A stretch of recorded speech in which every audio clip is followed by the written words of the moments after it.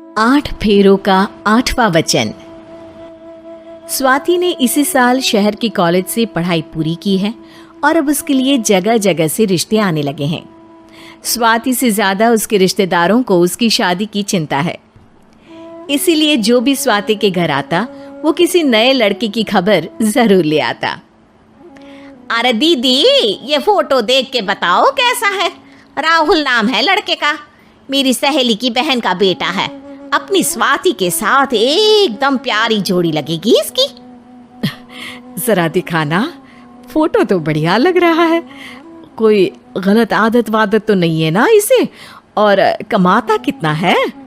अरे कोई गलत आदत नहीं है दीदी, आप कहो तो एक मीटिंग करवा देती हूँ, फिर सब कुछ फाइनल कर लेना। हाँ, ये सही कह रही हो तुम। संडे को स्वाति के पापा भी घर पे ही रहेंगे। बुआ फिर वहां से चली जाती है और रात को स्वाति की माँ उससे कहती है, स्वाति बेटा, आज कमला बुआ ने एक लड़के की फोटो दिखाई है।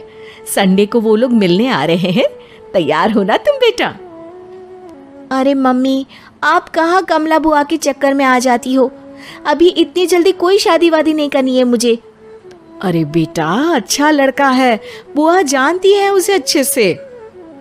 हाँ स्वाति बेटा, एक बार मिल तो लो, बाद में देखेंगे आगे क्या करना है। वैसे तो कमला रिश्ता लाई है तो मना करने का तो कोई सवाल ही नहीं उठता। संडे की सुबह होती है और कमला बुआ राहुल और उसके मम्मी पापा को लेकर स्वाति के घर आती है। अरे आइए आइए भाभी, इसे अपना ही घर समझिए, इनसे मिलिए। ये मेरे भैया और ये मेरी भाभी है। नमस्ते भाभी जी, ये है हमारा लड़का राहुल, सरकारी नौकरी की तैयारी कर रहा है ये।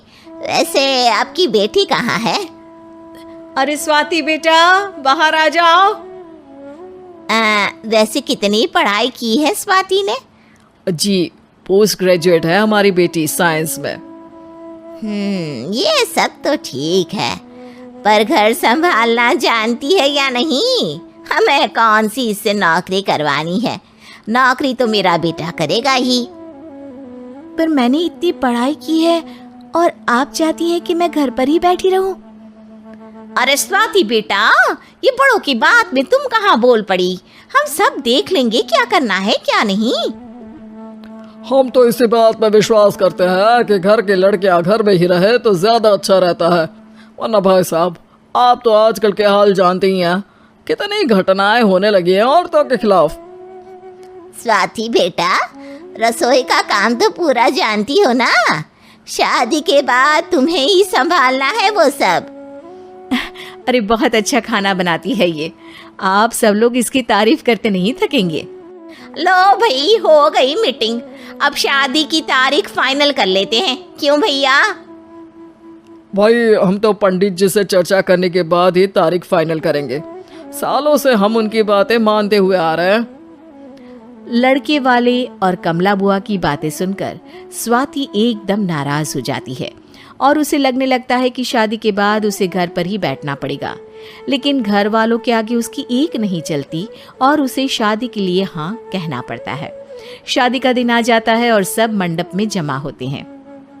अब फेरों का समय हो गया है, अब कन्या अपने वर से 7 वचन मांगेगी। आप किसी धार्मिक आयोजन में जाएं तो मुझे भी ले जाएंगे। आप मेरे माता पिता का भी बराबरी से सम्मान करेंगे, हमेशा मेरा साथ निभाएंगे। आपको दोनों परिवार की जिम्मेदारियां बखूबी निभानी होगी। हर जरूरी बात में मेरी भी राय लेंगे। आप सभी गलत आदतों से दूर रहेंगे। आप मेरे अलावा किसी और औरत से कोई गलत संबंध नहीं बांधेंगे। ये 7 वचन पूरे हुए, वर क्या तुम्हें ये सारे वचन मंजूर है? जी हाँ पंडित जी, मैं सारे वचन अच्छे तरीके से निभाऊंगा। अरे वाह वाह, बढ़िया तरीके से सब काम संपन्न हो गया। तो इसी के साथ विवाह संपन्न हुआ और आज से ये दोनों पति पत्नी हुए। 1 मिनट पंडित जी, अभी एक वचन लेना बाकी है। अब कौन सा वचन है बेटा? मैं अब हमेशा के लिए किसी दूसरे घर में जाने वाली हूँ, तो पति के अलावा मैं अपने सास ससुर से भी एक वचन लेना चाहूंगी। अब कहो बेटी।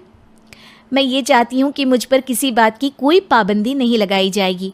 मुझे सब कुछ करने की आज़ादी होगी और मैं भी विश्वास दिलाती हूँ कि मैं एक अच्छी बहू बन के दिखाऊंगी। स्वाति की बात सुनकर उसके सास ससुर एकदम चौंक जाते हैं और कुछ बोल नहीं पाते कि उतने में कमला बुआ बोल पड़ती है। अरे बेटा, ये भी कोई कहने की बात है? रानी बन के रहोगी तुम तो। वचन देने से पहले सोच लीजिए, क्योंकि शास्त्रों में वचन ना निभाने वालों के लिए नरक से भी बदतर सजा लिखी है।